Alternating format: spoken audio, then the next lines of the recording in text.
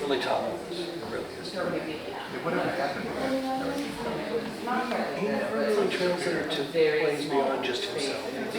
He did a few things, like talk radio, which was sort of pretty good. It's sort of a one-man show, not exactly, which was really good. But he did his two other one-man shows, which were, I just amazing. But he tried doing other plays, and it just didn't quite work as well. I did a movie. Just never quite. Yeah, you did like that. Radio, always Yeah. My sister worked for it just never quite took off. It was one man show, it was amazing, but really tolerable. She was like a whole nother level.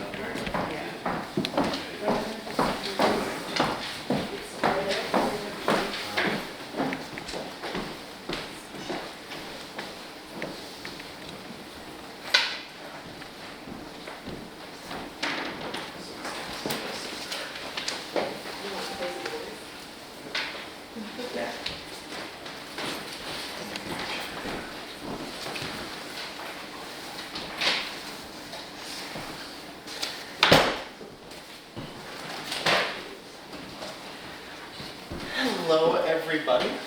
Thank you for coming to this staged reading of my Marlene-a. We're really, really excited to have you guys. Before I tell you why, though, this is a great time to, either turn these kind of things off or put them in airplane mode or whatever other weird mode your phone might have that's appropriate. Good time for that.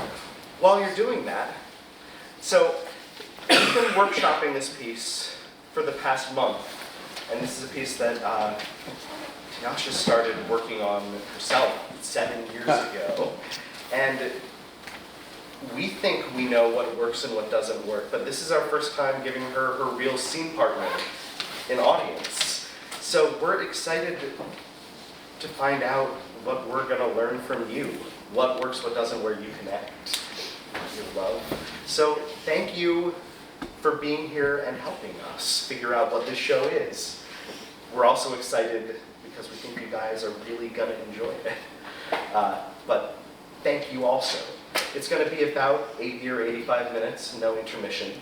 Afterwards, if you want to stick around and tell us what you think, we'll say a little more at the end of it.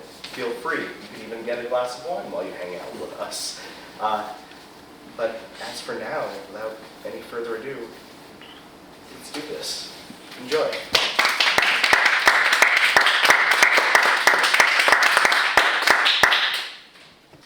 My Marlene-a, I want you to keep your illusions, by Tjasa Ferme. Setting. We're in the barracks, somewhere in France on the front. Marlene-a is entertaining the troops.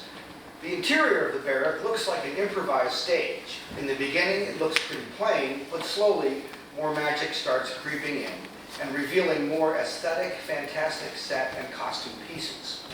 The time is around Christmas, 1944. Bombs are falling to emphasize the story. In the beginning, some kind of military uniform, then layers peeling off, revealing more cabaret-ish costume, and later on, full costume changes. There will be sporadic projections, documentary footage, created videos, and silent movies. We'll let you know about a few of them tonight. Lights up on Marlene. Hello, boys. Reach for the sky, coyote. It's me, Dead-Eye Dietrich. Yes, hello, ladies too. Our nurses. Und Sie sind herzlich willkommen hier an diesem sehr schönen Abend. On such a lovely night. Tonight, you and I will have some fun. Yeah? We'll talk a bit. Because you're my fan. Yeah? You're interested in Marlene, yeah? Yeah, good. And you have some illusions. Yeah, totally, of course. Don't we all? I want you to keep them. Let's all keep our illusions. We need them if we want to stay alive. And good manners. Everybody has ups and downs. I only show my ups. That's what I mean by good manners. Do you know me from movies? Yeah? Yeah? Good. You know me from stage? Yeah? Alles gut. But if you know me from war, that is the best. Only in extreme situations one truly shows a character. So you are in luck. But if you know me from press on the rack, let me tell you, that is all made up quatsch what they say about me. Good only for old junk. Throw it away. There's a basket at the door. Lying or living with lies is the worst. Especially when bombs are dropping. We have to live every day like it's the last day of our lives, which isn't that hard here on the front. We have to come clean. Find the truth and tell the truth. Tonight, I will entrust you my personal recipe for a stew. Bake cookies, iron your shirts, and sing my songs. Some for boys and some for girls. They're sentimental because I'm sentimental. That's my truth. What is tragic is not death. But then we cannot love all the time. But I would like to love all the time. Not to lose a day. Not a single day.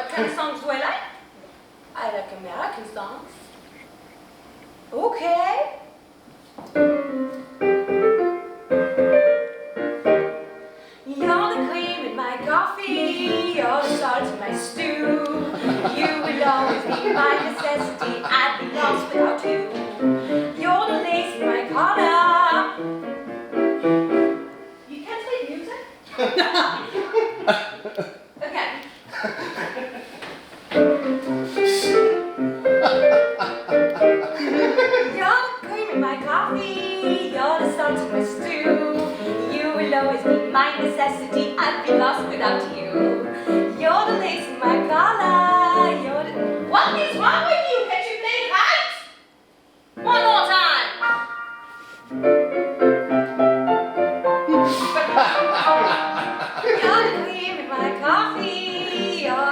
of my stew. You will always be my necessity. I'd be lost without you. Ooh, ah. Well, I'm down today, but you're dumb as a donkey. Great. Beautiful, Marlene, that's great. Stay right there. Yeah, okay, great. Go left. All the way to the stage left. Turn, slow, that's it. Now walk back to the right. Why must I parade like a horse? Is that all what a Hollywood actress must know? Joseph, I photographed terribly. My nose sticks up like a duck's behind. And I think you should not look at all the films they've made of me. I forbid you. No. Watch them. See right away what they do to me in film. My hair looks like it was just licked by a cat. Marlene, I think I can work with you. Me, Blau Angel. I will do my best not to disappoint you. We gotta do it in English and German. Quatsch! Das is madness! Joseph and Sternberg came over to dinner once. Before we started shooting, to my apartment where I lived with. I have not told you about my child yet. I got married at 21 to Rudolf Sieber. He was so beautiful, so blonde, like an English lord. Puppy. We were engaged for a year, never left alone. I don't know where he got his patience, but he did, and he waited for me. I had a small wedding. And sentimental and sensitive that I am, I cried when this beautiful man took me for his wife. Our daughter was born on December 13, 1924, Maria Elizabeth. She changed my life. Anyway, when Joe came over to dinner, just eating my schnitzel, he was so serious, so intense, so passionate about his movie making. He said, I want immediate sound. Swamp the audience immediately. Envelop them with sound. Raw sound, early morning sounds, hard heels on cobblestone streets, rattle of thick breakfast dishes, sounds. The German word for it is so much better. Clown. Clownfeld. That's what we must do. What a wonderful little man. Made a pure Berlin her out of me with high nasal sound. Marlene, he kept tagging at me. Tell me more about the Berlin sense of humor. Gallows humor. The worst won't happen more than once. May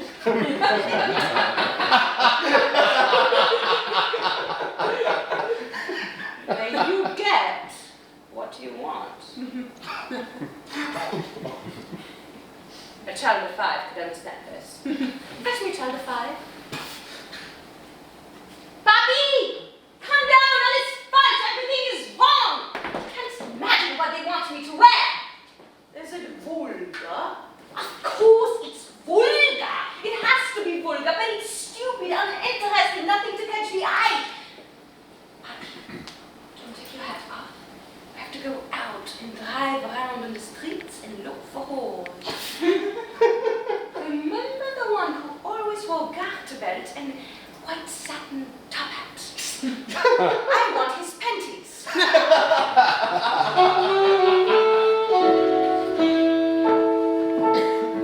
I often stop and wonder why I appeal to men. So many times I blunder in love and out again.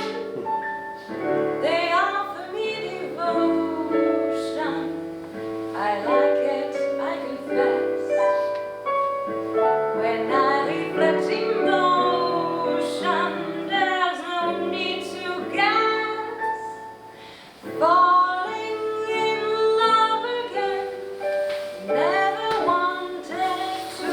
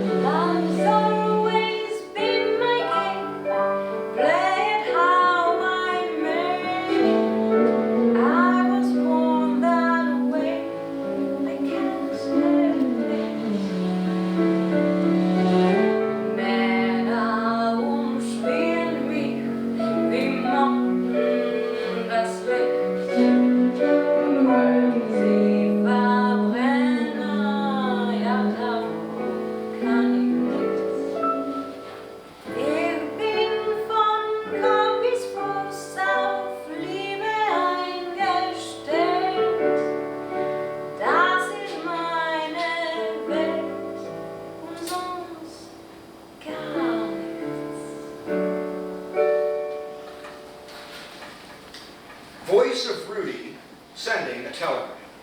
Mutti, critics at your feet. Stop. Jannings gets good mentions, but it is not an Emil Jannings film anymore. Stop. Marlene Dietrich runs away with it. Reich's film block quote is, "One is almost stunned by Miss Dietrich's performance." Stop. Her ability to take over scenes effortlessly, but with simple and total command, is something we have until now never experienced.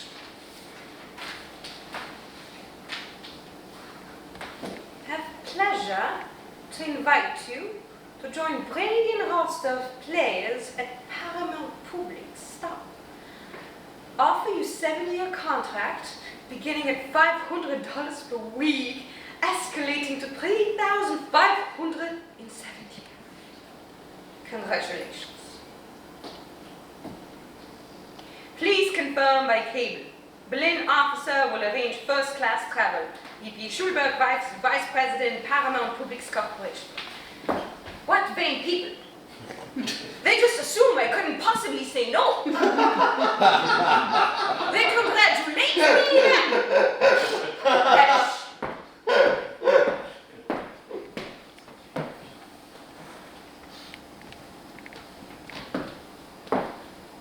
Look at you. Look at your uniform. Don't you have a wife or mother? I'll show you woman stuff.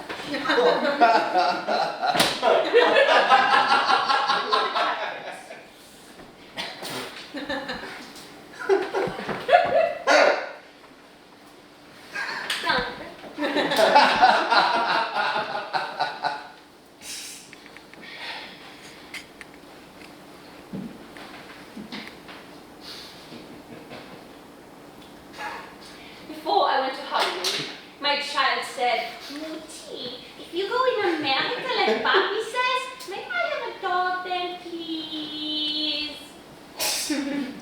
"Mutti, will you get scalped by the Indians in America?" "Mutti, will you have a house slave in America?" Nine! I will not go to America. What about Maria? Sled the child across the ocean? Can be good for her. She is Dutch. Joe said, as for the child, nothing but sunshine and swimming pool all day. What's wrong about that? Nine, I'm not going. I'm Marlene, Papa said. Go make one movie, see how you like it, and then you can decide. Pop, he's always right. For the premiere of the Blau Engel, my child was sick. The moment I can, I will telephone you. In 2 hours, take her temperature and tell me. I can sneak out during the film. If the boat to America wasn't sailing tonight, right after the premiere, I wouldn't go to the damn thing at all. Projection. A film showing some old footage of a voyage on the sea, perhaps Manhattan skyline from a boat's perspective. Eventually, the footage gets mixed in with contemporary footage of Middle Eastern refugees on boats and swarming the land, masses and masses of people. April 1st, 1930. Happy line. Miss you. Lonely. Regret the trip already. Stop. Tell my angel I never saw the film. I was only thinking of her adorable self. Sweetheart, are you listening? My angel. You know, what I have in my mouth. Your tool. The one that you lost and Papi sent me. That's how I keep you close and silent. My angel. I walk around this beautiful house and you are nowhere to be found. Are you right? Are you eating? I cry because I can't cook for you. And smell your wonderful smell and brush your hair and see your sleeping face. I miss you. I miss you. My life is empty without you. I will come soon to you, my love. Soon. Voice of von Sternberg, sending a telegram. Many thanks for your effusive cable, expressing your profound gratitude to me for lifting you into the stratosphere, despite your tedious resistance. Do not kiss my hand, madame. Stop. You have permitted my camera to worship you, and in return you have worshipped yourself. Joe, you know I adore you. You're my master and the Lord of Light. First movie that Joe and I made in Hollywood was called Morocco. The best part of Morocco is when I am in my own tapes. Audiences, of course, expecting the legs first. They see her in trousers first. Good idea? Joe's, of course. You know, for some reason, Garbo looks terribly handsome. Which is strange, because everybody says she is one of the girls. Miss Dietrich, do exactly as I say. Look at him, count. 1, 2, say, you better go now. Move to the door, count. 1, 2, 3, 4, slowly. Turn, don't look at him. Say, stop. Count. 1, 2, 3, 4. Keep your eyes on him. On his face, don't blink. Then say slowly, beginning to like you. Joe is more capable of bringing out of me the emotion I feel inside than I am. He tells me what to do and how to do it. I'm his soldier. He is my leader and he carries me over each inch of the film. I'm his product, all of his making.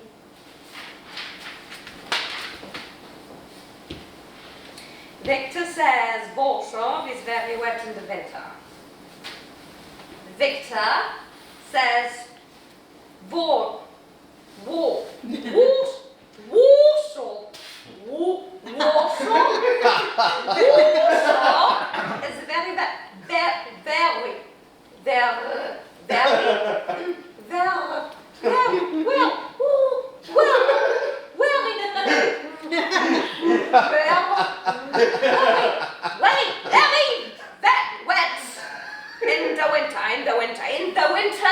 In the winter. The country was crumbling around them. The country,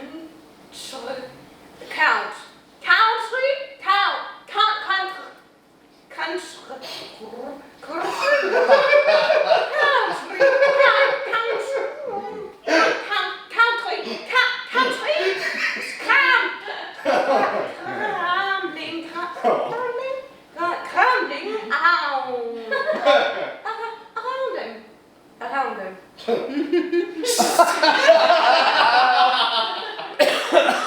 A gust of summer wind reached the street. A gust of summer wind reached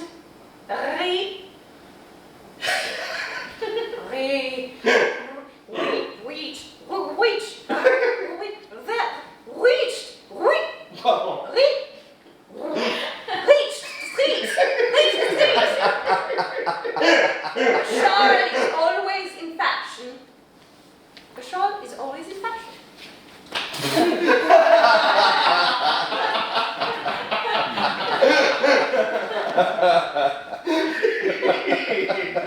At the beginning was hard.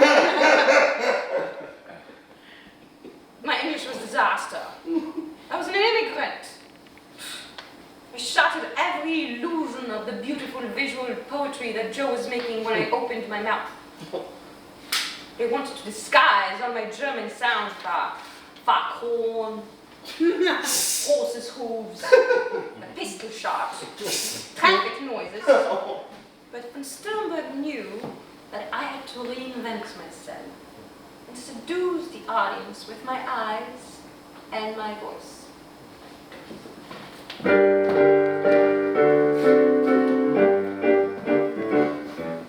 What am I a bit for my apple?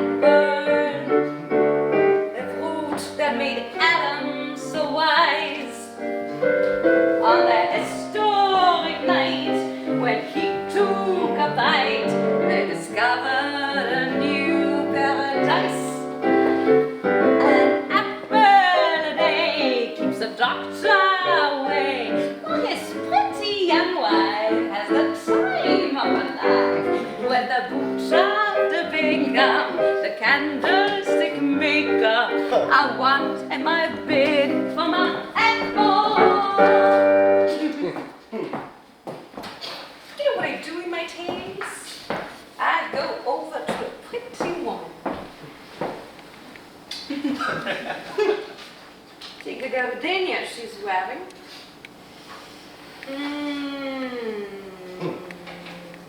Well, you know what that means, yeah?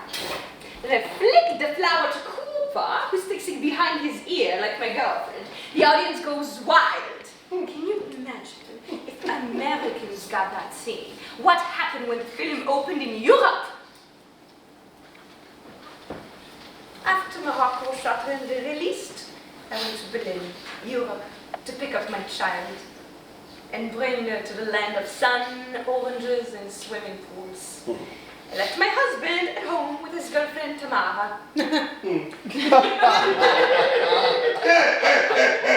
When we got off the transatlantic boat, Bremen, von Sternberg's wife was waiting for me on the Gantlaum, shouting, "Homewrecker! Homewrecker! Look me in the eye if you're there! She stole my husband. Look at her, she stole my husband! For European talks like this, American family values are going down! I'm suing! Suing! Just wait till you hear from my lawyers! Sweetheart, cover your ears. Cover your... Quatsch! You never had him in the first place. With one fell swoop of Paramount Magic's wand, she and her suit were removed. Shanghai Express was our next stop. Spy love tale.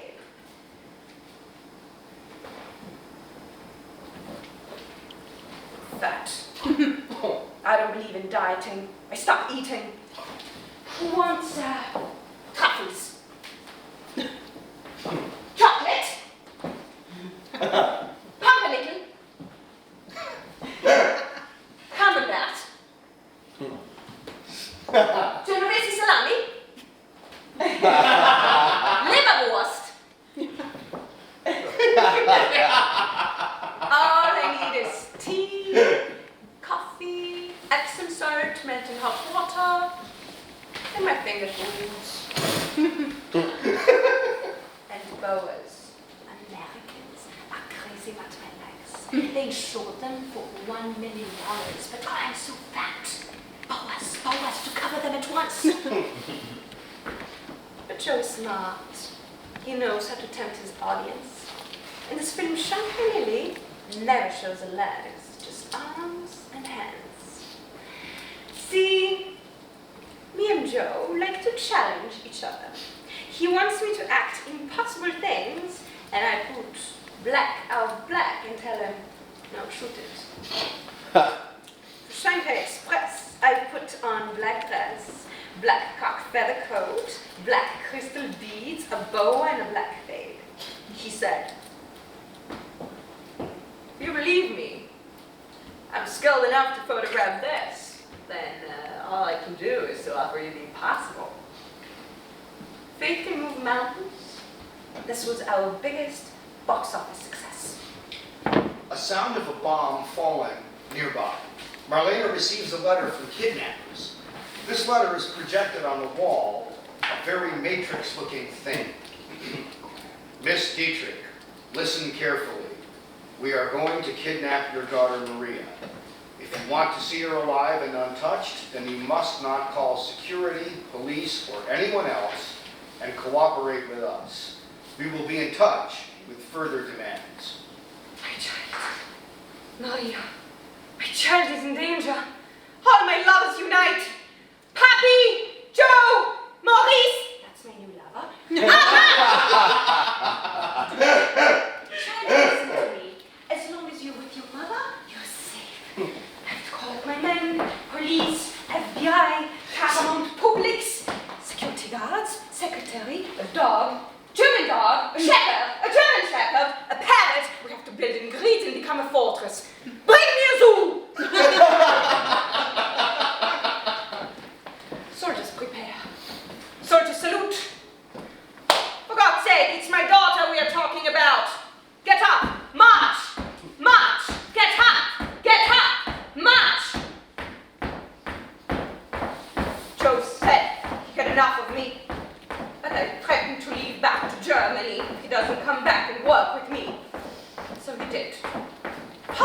had a hard time accepting that the movie star is a child.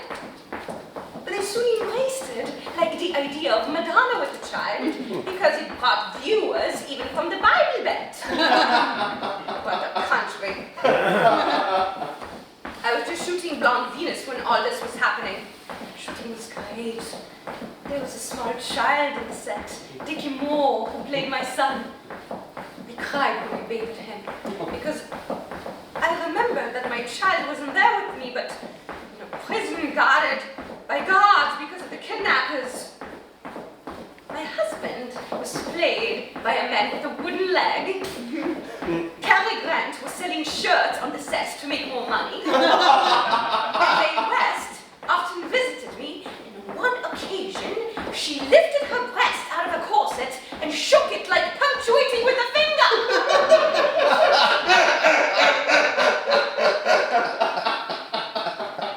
There was no other letter. Not today, not tomorrow, not the day after. It was a prank. Soldiers at ease, you may sit down. You are lazy. You are already sitting. We defeated them. But you know, dogs never sleep, so we have to remain alert. I remember when my 5-year-old child, Maria, asked me if I'm going to have a house lately. Hell, no, absolutely not. She got that from movies. My biggest professional regret is a number that at the time seemed the most ridiculous and fun. But really, my cultural ignorance was to blame, not to grasp. It was racially offensive. I can't believe Joe put that in a movie, and me to comply. Somebody hand me a whip for hot voodoo.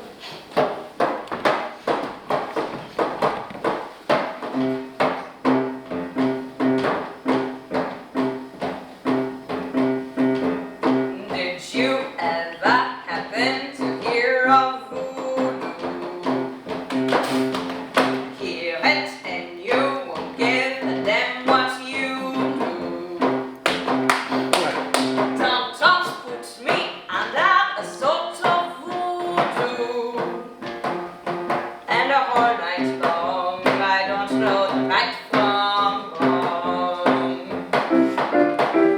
Hot voodoo, black as mud, hot voodoo, in my blood, that African travel has made me a slave. Hot voodoo, dance of sin, hot voodoo was the chin of follow a caveman right into his cave. That beat gives me a wicked sensation. My conscience wants to take a vacation. Hot voodoo, head to close. Hot voodoo, burn my clothes. I want to start dancing, just wearing a smile. Hot voodoo, I'm the flame. I'm really not to blame, but African tango is near than me. Hot voodoo, make me brave. I want to misbehave. I'm beginning to feel like an African queen. Those drums bring out the heaven inside me. I need some great big angel to guide me. Hot voodoo, make me wild on fire and save this child. I'm going to blazes. I want to be black.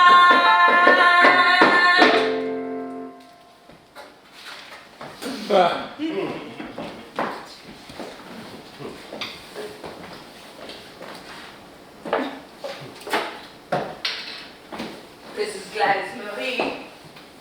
Delivered every Sunday some gin and whiskey in her baby carriage, as the world out there was starting to go crazy. Prohibition and gangsters in America and Nazis in Germany. Tavern, no safe place to go. Can you feel it? During this scene, Marlene makes some kind of pastry or cookies on the stage, and by the end of the scene, has put them into the oven to bake. Lovers. I don't like to talk about my loves, you know. But I will tell you, because I like you. You know, I'm always in love, or out of love, or in the process of falling in love. I come from a good German home. I'm a daughter of an officer, and my mother was jet set. I have my manners, you know, and I grew up surrounded by love throughout my childhood. So when I fall in love, I know how to take care of you, how to please you. I cook, clean, buy you presents, and I do what you tell me. No task is too smart for me. Intercourse. I don't like it. It's not comfortable. But I do it. Otherwise, they would all go somewhere else. I never do it naked. I do it in a nice brassiere, in the dark, at night. I'm just like Americans all the time during the day. Terrible. Like dogs. Protection. Heinz vinegar and ice water and a pink douchebag. I take it with me everywhere. You know, I wanted to be born as a man. I can't think of one advantage of a woman that would counterpart men's superiority. And best of times, gender is difficult to determine. Joe thought that a woman is no different from a man apart from the fact that she can conceive. He said that he modeled all of his female characters on him and that he would react exactly the same under the same circumstances. Amy Jolly from Morocco was the first example on screen of this kind of gender bending. And as in professional life, also in my personal life, I never wanted to limit myself. Market was wide open. It's easier for an unattractive girl to live a life of modesty.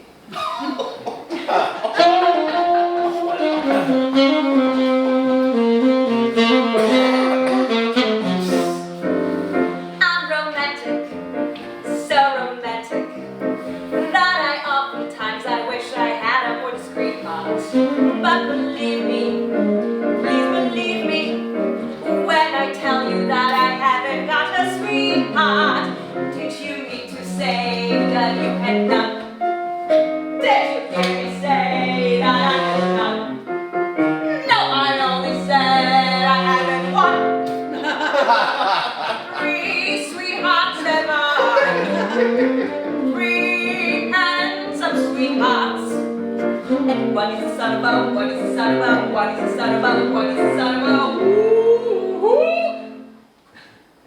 a gardener. A gardener? A gardener. He gives me daisies and roses and orchids, regardless of the price. And other things that are so nice. 3 hands of sweethearts. And one is the son of a, one is the son of a, one is the son of a, one is the son of a, a farmer. A farmer? A farmer. He gives me butter and carrots and onions. No other farmer knows. And other things that are so good. 3 hands of sweethearts. And one is the son of a, one is the son of a, one is the son of a, one is the son of a, a baker. A baker? A baker.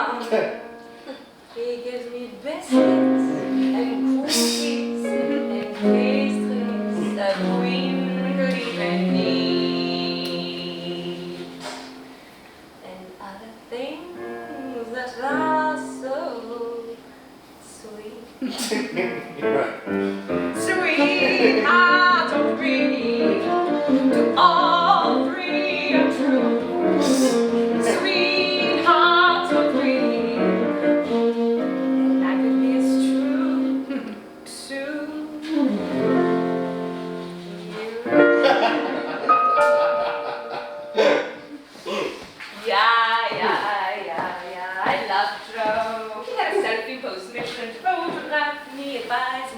beside me, cuddle me, explain things to me, and he wanted to do it all the time.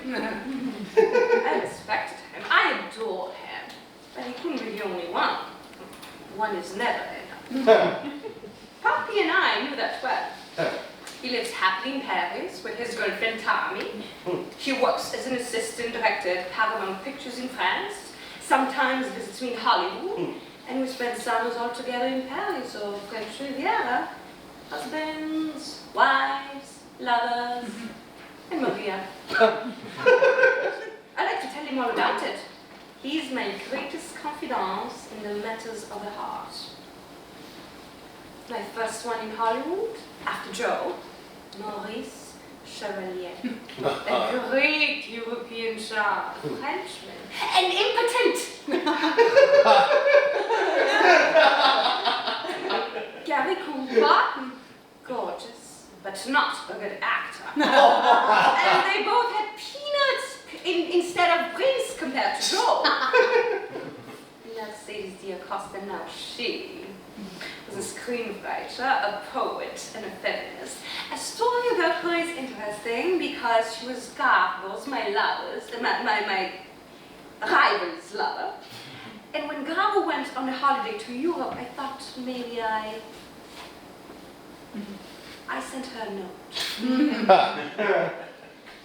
You are the first person here to whom I feel drawn. I want to ask you if you will let me cook for you.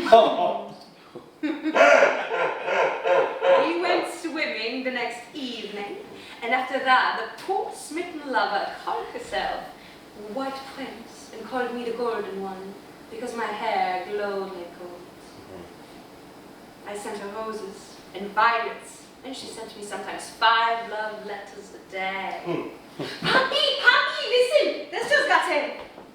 For Marlene-a, your face is lit by moonlight, breaking through your skin, soft, pale, radiant. No suntan for your glow. For you are the essence of the stars, and the moon, and the mystery of tonight. Then tennis got very popular. I oftentimes dined with Fred Perry, a tennis champion. He taught me to play with tennis, rackets, and balls. Tennis balls. Brian Ahern. We met on Songs of Songs, my first Hollywood film without Joe. Brian was a perfect aristocrat, British, a great actor, also in theaters. It was like a noble night, so romantic. For the last scene of the film, we had to run up a hill in a mossy wet grass that made us totally dirty between each take. And in one take, Brian saw a snake. He started sprinting and pulling me so strongly that I lost a shoe, and of course that was the take that went into print. Napoleon, our director, was in tears of happiness that we finally got it right. I tell you, dressing like a man causes a lot of pop. My soldier uniform is my favorite thing here. At least on the front, we can be equal. When I wanted to go to Paris for the summer in 1933, I was forbidden to appear in public wearing a men's suit. Imagine how stupid. In Hollywood, we like to go to Roxbury Drive to tango. There, I was wearing a men's tweed suit, necktie with a four-in-hand knot, and danced like intoxicated with Imperio Argentina. Most beautiful and world sought after that dancer, an actress. After tangos, we would withdraw somewhere more cozy and quiet. But her alpha male husband got some ancient Iberian marital rights, broke into our nest with 2 tickets for a transatlantic steamship, and sent her away for good. Listen to me. Always refuse anything second rate. It's better to be alone than in bad company. One must make the choice. But I was lucky. I met so many brilliant people. Brilliant people who let me adore them. A day without love is a lost day. But here lies a human tragedy. It's impossible to love all the time.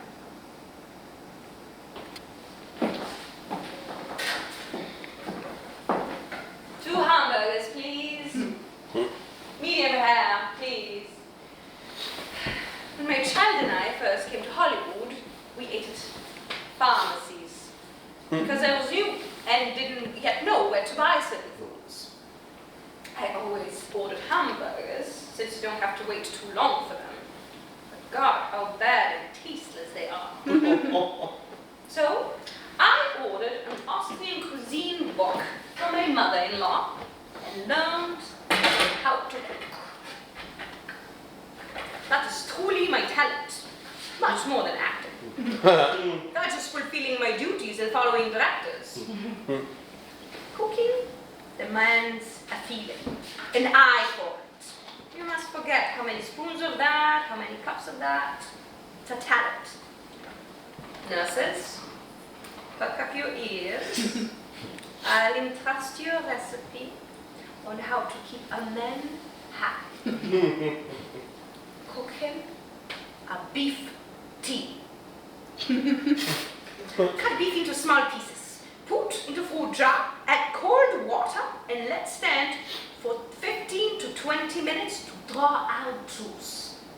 Put in a pan of cold water and heat very slowly for about 2 hours. The water must not boil. Season, strain, cool, and remove fat. You'll be left with beef tea. Serve hot. I have a special fondness for stews. They're my specialty. Von Sternberg adored my beef tea, beef stroganoff and Hungarian goulash, and Rudi loved my borscht. I didn't yet tell you what an absolute horror it was when Joe abandoned me. He went to New York and I had to give in to shoot a movie with another director. A Viking movie, that is. And I play a homewrecker. Wonderful. My first movie with another director since I came to Hollywood. Mamuli, a perfectly nice man. We got the script, memorized lines like every other actor, and he wouldn't say a damn thing about how to act. For the first time in Hollywood, I got the script. Until now, Joe always dictated my lines and I repeated them.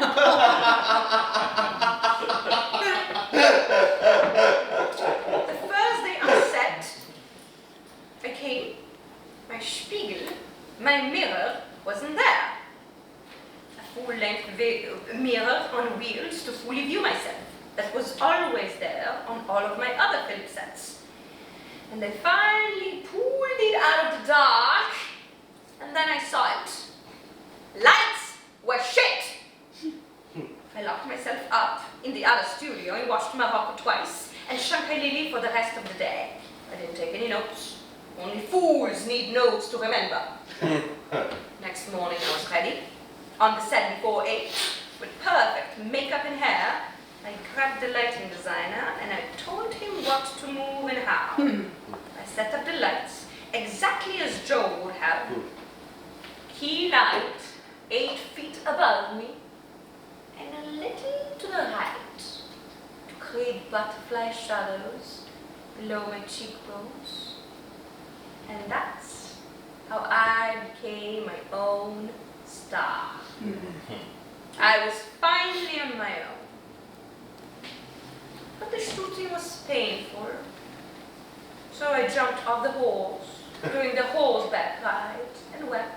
And the big director came back to town.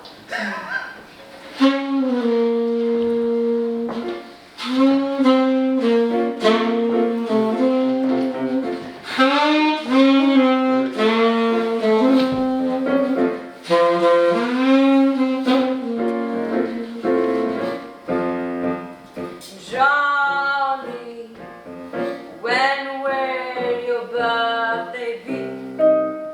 Reserve that night for me, just me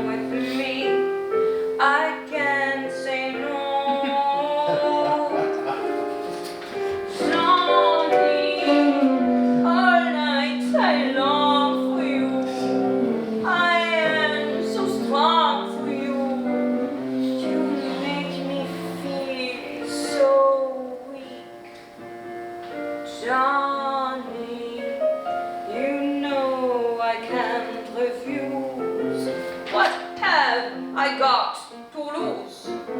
Come on, let's go. Johnny, what are you waiting for? I need a kiss or maybe more. In the summer of 1933, I went to France, pompously, gloriously, and banned from showing my manly attire. One Paris magistrate suggested I should be arrested for impersonating a man. Party settled us in a French Chateau of Trianon Palace Hotel, a little bit outside of Paris, where we composed my next record in German and French. Those Nazis were atrocious, and Jews were flying from Germany like rats abandoning a sinking ship. My Jewish friends ran exactly into my nurturing hands, and while my French chef was tearing his hair out, I cooked the best Jewish food in France. Our suite became Little Berlin, where my friends were fed with babies, chicken liver, smoked whitefish, and given emotional sanctuary. I was the Hausfrau, and everybody that fled Germany meant something came to visit me. We were eating, loving, and making music 24 hours a day. One time, we went to a Russian dinner, vodka and caviar. My child saw us sling vodka shots. She poured herself some water in a shot glass and perfectly did it herself. Bravo, Maria. Wunderbar. Einmal bitte für deine Mutti. She heard my plea and she did it again. Sehr gut, meine Kleine. And we got an audience. People thought I really let my 8-year-old child drink real vodka. This time, we did it together for the headlines newspapers. Movie star and her child take vodka shots in sync. Do you know the story? Once upon a time, there was a poor fool who loved a young girl. But she pushed him away, and she said to him, "Bring me, I tell you, your mother's heart and give it to my dog." He went and slew his mother long, long ago, and took the heart. It was burning red. He carried it. Then he stumbled and fell, and the heart rolled in the sand. A cry was heard, and the heart began to speak. "Did you hurt yourself, my son?" I always thought that being a mother was the most important part of me. Nothing was ever more important to me than the well-being of my child. If she ever felt uncomfortable in America, I would immediately pack up my suitcases and leave. She loved America. Americans, hamburgers, and everything that came with it. That summer, Waxman and I came up with a song that most warmed my heart. I set my blonde baby down, and only for her I played and sang My Blondest Baby.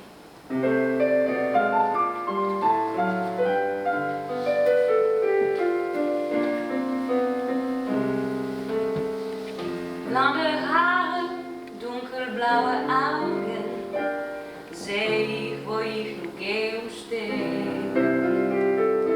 Und ein kleines, dummes Kinderlein, das ich doch in Träume immer nur seh. Mein blondes Baby, vergiss mich nicht, mein kleines Baby, tu sowas nicht. Du ahnst ja gar nichts, was so du bist, weil deine Seele ein Baby ist. Mein kleines Baby, oh hör mich zu.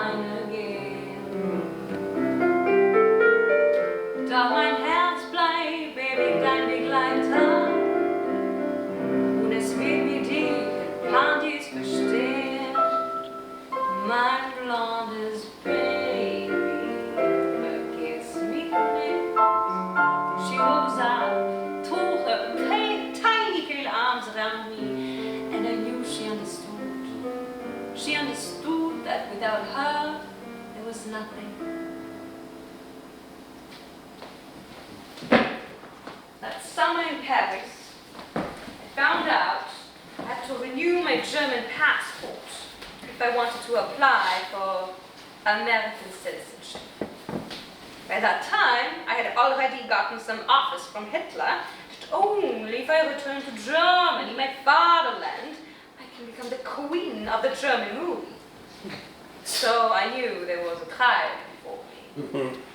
I gingerly ventured into a lion's den, German embassy in Paris. Count Belgic welcomed me in and introduced me to 4 tall gentlemen introduced as Princess Rose, a lineage of German nobility that named all of their male borns Heinrich. Creepy. They told me I'd be immediately granted my passport and that they have a message for me. If Miss Dietrich comes back to Germany, she will have a triumphal entry into Berlin through Brandenburg Gates. Miss Dietrich should be able to work on any film with any director she wants.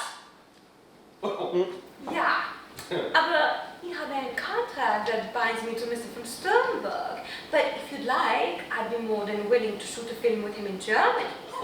An icy silence fell on us. Do I rightly understand that you refuse to have Mr. von Sternberg make a film in your country because he's Jewish?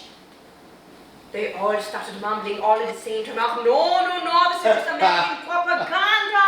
You were naive enough to believe Miss Dietrich. There's no such thing as anti-Semitism in Germany.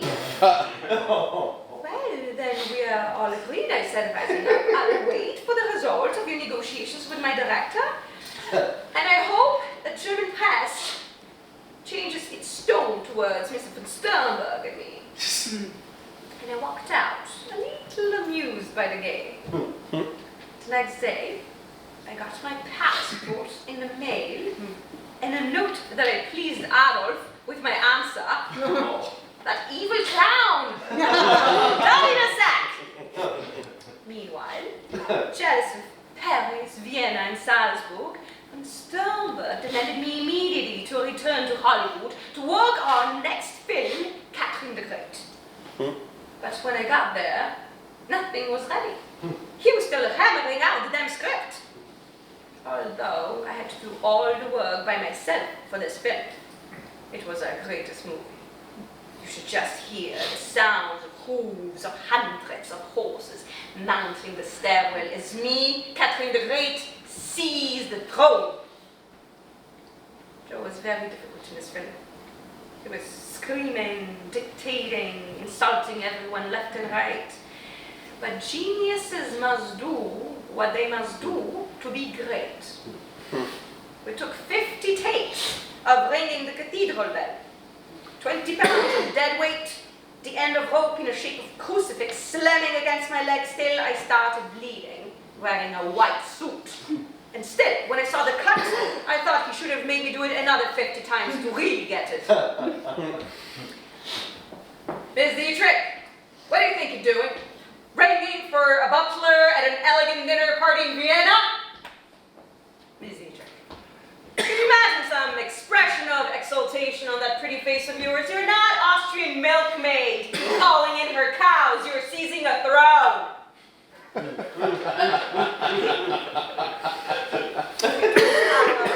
It was our best movie. At a that party, I showed my thanks to everyone by bringing presents, and for Joe, I made a special announcement. For my master, the only man who knows how to make me beautiful, how to light me, the genius that guides me, makes me do what he wants because he alone knows what is right. I salute you. It was our best movie. After this, we only made The Devil is a Woman 1 year after, now 8 years ago. And that was it. Joe and I were finished. He had to move on. Move on. He's like a fish out of water. He completely stopped working. Goebbels gave a statement for the media. Applaus for Marlene-a, who has finally dismissed the Jewish director from Sternberg, who has always cast her as a prostitute or a fallen woman, but never in a role which would bring dignity to the great citizen of the Third Reich. Now Marlene should come home to the fatherland, assume her historical role as a leader of the German film industry, and end allowing herself to be the tool of Hollywood Jews.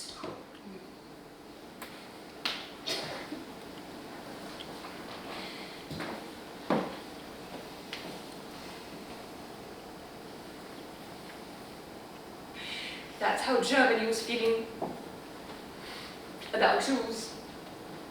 And I don't want to have anything to do with it. But the films that von Sternberg made with me speak for themselves. There is nothing, and there will be nothing in the future that could surpass them. Filmmakers are forever condemned to imitate them. There's plenty a well-cooked schnitzel can make up for. Not this time. Johnny has decided to separate from me. And I decided to separate from Germany.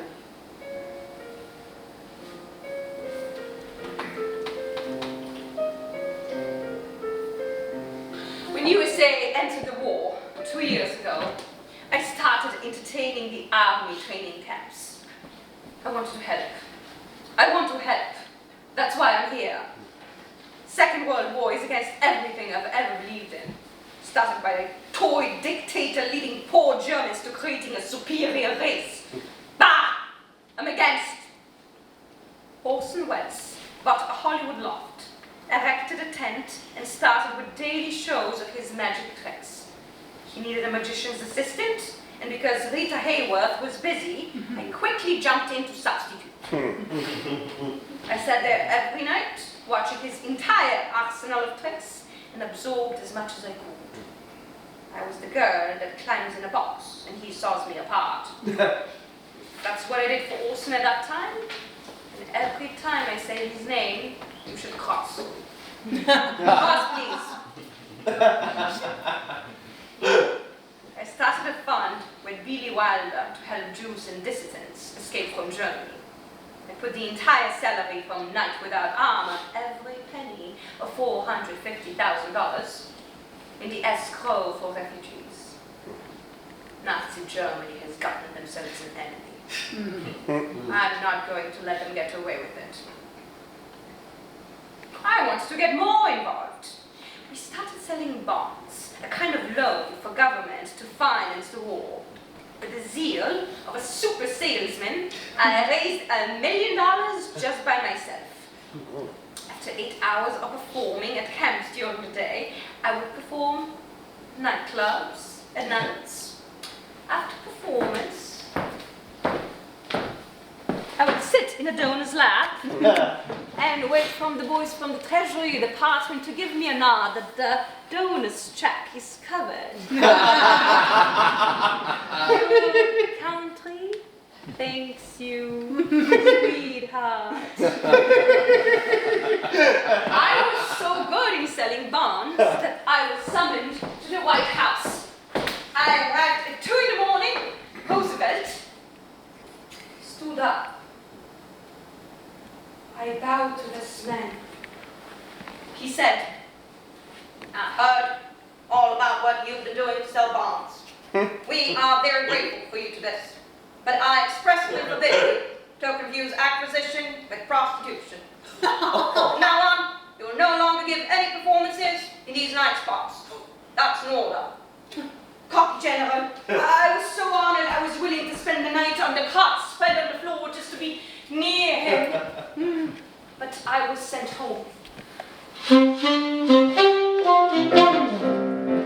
See what the boys in the back room will have and tell them I'm having a say.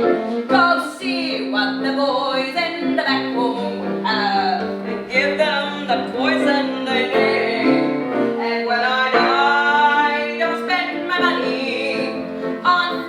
pose and a picture in my frame. Just see what the boys in the back room have, and tell them I sighed, and tell them I cried, and tell them I died of the same.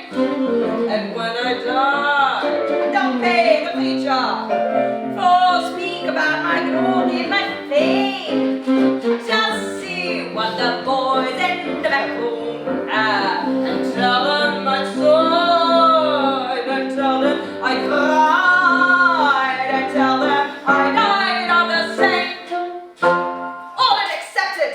Copy. I had it for Europe. To my soldiers' loving arms. Even though it was not an easy choice. Fighting against my own people. Fighting against the country where I grew up. Whatever happened to my sister? I was put in the entertainment group with Dan Thomas and our Texas Lynn. We perform on trucks, tanks, 4 to 5 times a day. Do you know how I got here today? The general commanded us. When you're on the other side of the hill, you'll be safe. There should be our boy standing next to the shed. Everything's camouflaged, so if you go too far, you're gonna run into Germans. Okay. Lower your heads, get going. We paced down the hill in a neck-breaking speed. Then the brakes screeched and somebody commanded, "Call out! Open your eyes, goddammit! Call out! Get going! Head for the shed!"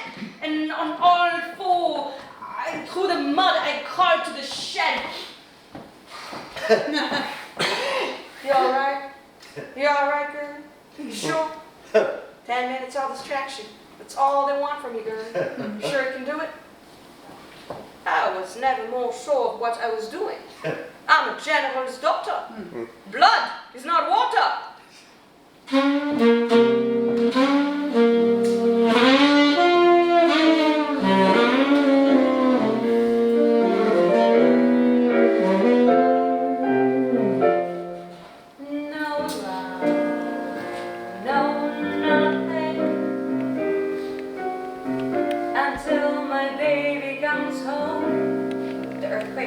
Thunderclaps. No sun, no nothing. As long as baby must roll, the next time will be direct hit. I promised him I'd wait for him till even Hades rose. I'm lonesome, heaven knows, but what I said still goes. I'm a city little girl. They were right. No love, no nothing, and that's a promise I'll keep. No fun with no one. I'm getting plenty of sleep. My heart's on strike, and though it's like an empty honeycomb. Stupid little guy. No love, no sir, no nothing till my baby comes home. What was I thinking to save the world with singing? No love, no sir, no nothing until my baby comes home.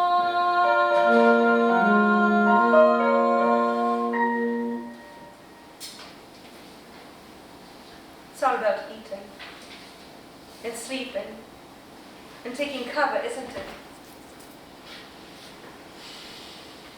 Do you think I'm not afraid? I'm afraid. Period. Afraid to be here and afraid to leave. I don't want to hear any yes, we knew, we told you so, we knew you wouldn't last. I want the war to be over soon, but I know I will stay until the end. On one hand, war brings all the worst out of people, but on the other, also the best. You can know true friendship, loyalty, altruism, camaraderie in war. War is also the best lie detector. No other not a thing, but an extreme situation can reveal so much about one true human character. When bombs start dropping, you'll know who's brave and who a coward. How many of you are here from Texas? That's a shame. Texans are awe-inspiring GIs. They're fearless, loud, charming, and they teach European children that USA is a part of Texas.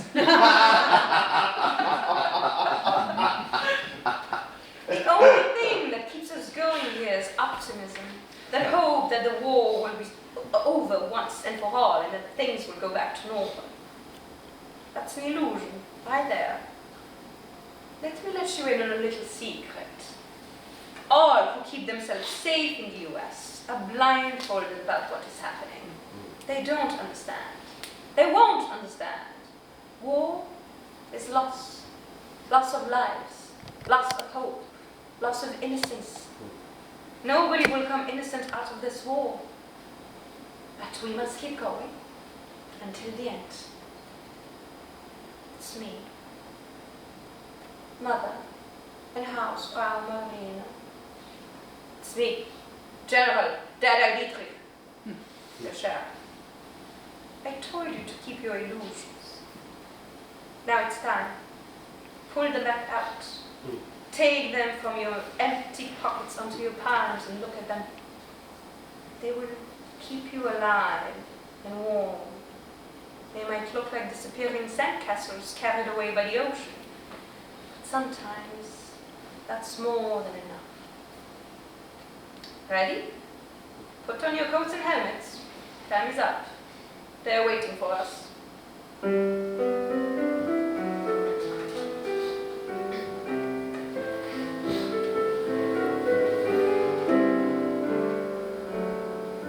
Want to buy some illusions, slightly used, second hand. They were lovely illusions, reaching high, built on sand. They had a touch of paradise, a spell you can't explain. For in this crazy paradise, you are in love with pain. Want to buy some illusions, slightly used, almost new. Such romantic illusions, and they're all just for you. I'll sell them all for a penny. They'll make pretty souvenirs. Take my lovely illusions, some for laughs, some for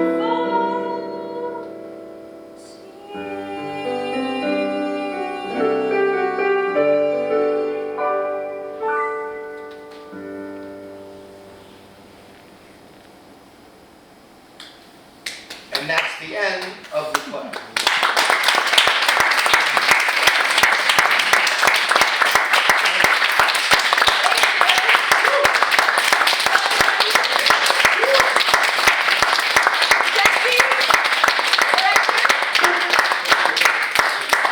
Thanks so much for coming, everybody.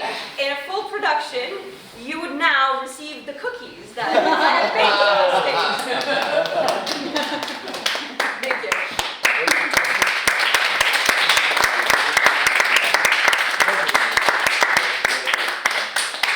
Please stay around. Tell us what you think. You might receive a little survey via email that you can respond to, or not. Just talk to us, whatever.